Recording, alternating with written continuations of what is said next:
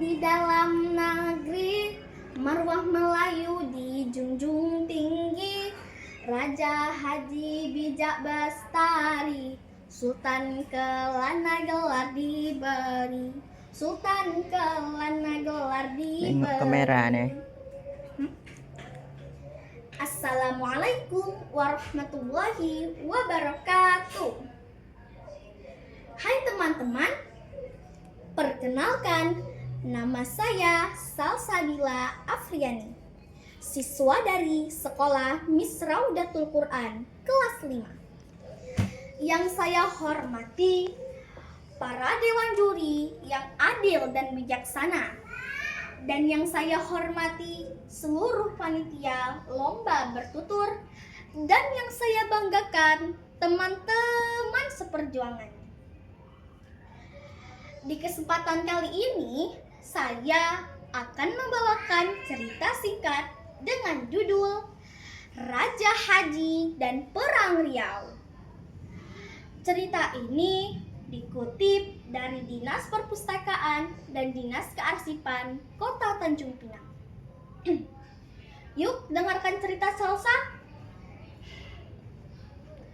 Alkisah pada tahun 1782, angin dagang bertiup tak bersahabat. Sebuah kapal asing bernama Betsy di perairan Riau oleh seorang perompak Perancis yang bernama Marturi Barbaroy. Kapal itu penuh muatan dari India. Bagi Belanda, hasil rampasan itu bagikan emas yang turun dari langit. Namun mereka lupa satu perkara, bahwa air tempat kapal itu berlabuh adalah milik Riau, dan adat di tanah Melayu tidak bisa dibeli dengan 1000 keping perak, harus dibagi hasilnya sesuai perjanjian. Namun Belanda tamak, bagian untuk Kesultanan Johor Riau tidak kunjung diberi. Marwah pun terinjak. Beliau bersuara dan dikirimnya surat ke Selat Melaka dan dituntutnya hak. Namun balasan yang datang bukan keadilan, melainkan ancaman dan fitnah. Raja Haji juga dikhianati oleh golongan Melayu yang menjadi musuh dalam selimut. Sultan Mahmud pun bersayembara. Dong, dong, dong. Barang siapa yang diketahui kiranya suku-suku sebelah Melayu dan Bugis yang tidak mematuhi aturan ini, maka hari inilah kita berhabis-habisan. Mendengar terjadinya kekacauan di suku Melayu dan Bugis, Belanda mendarat di Pulau Penyengat, kawasan Riau Kepulauan. Pendaratan itu menjadi kampanye militer Belanda untuk melawan Johor Riau.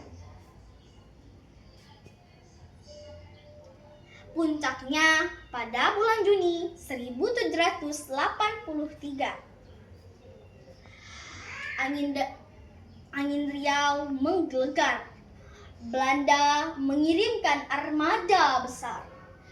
Peluru diarahkan ke Penyengat, Senggarang, dan Tanjung Pinang. Raja Haji dikala itu tidak bersembunyi. Raja Haji fisabilillah dikala itu membangun kubu-kubu pertahanan di Pulau Penyengat dan menjadikan Pulau Penyengat sebagai basis pertahanan utama.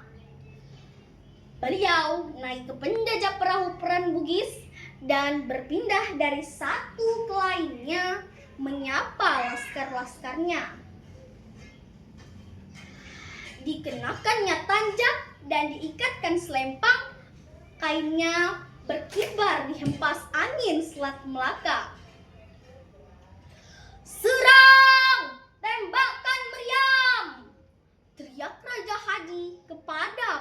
pasukannya.